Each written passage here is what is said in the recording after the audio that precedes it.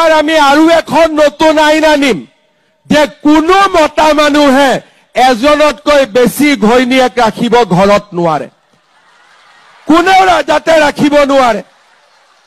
25 নৱেম্বৰত আমাৰ বিধানসভাত বিল পাছ হ'ব, কোনোবা মতা মানুহে যদি এজনতকৈ দ্বিতীয় বিয়া কৰাই 7 বছৰ জেলত থাকিব লাগিব। ভাল হ'ব নে বেয়া হ'ব? কেইগৰাকীমান বাইদেউ অলপ ভাল পাইছে যে বাচিলো আৰু বুলি।